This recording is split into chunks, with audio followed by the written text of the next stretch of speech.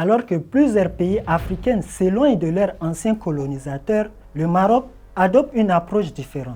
Le 28 octobre, le Maroc a accueilli le président français Emmanuel Macron pour une visite de travail de 3 jours.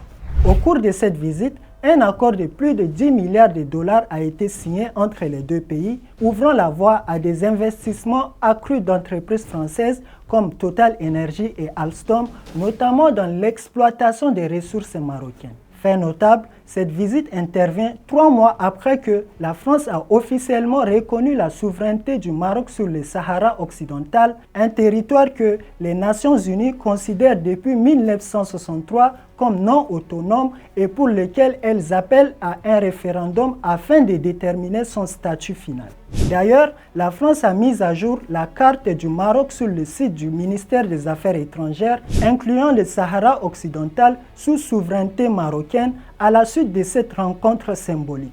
La décision de Paris s'inscrit dans une tendance amorcée par les États-Unis, l'Espagne et Israël qui ont respectivement reconnu la souveraineté marocaine sur le Sahara occidental en 2020, 2022 et 2023. Cette position est perçue par certains comme une remise en question du droit international.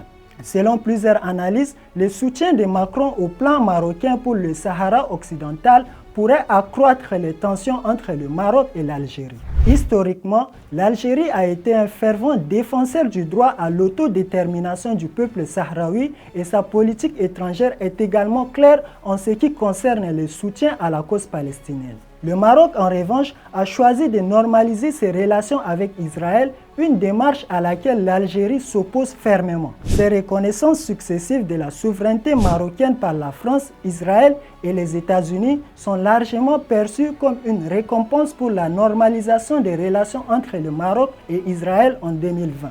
Elles ont suscité des critiques non seulement au sein de la population marocaine, mais aussi en Algérie où le gouvernement marocain est accusé de trahir la cause palestinienne. Sur le plan diplomatique, l'Algérie a rappelé son ambassadeur à Paris en juillet et le président Abdelmadjid Tebboune a annulé une visite prévue en France en octobre dernier.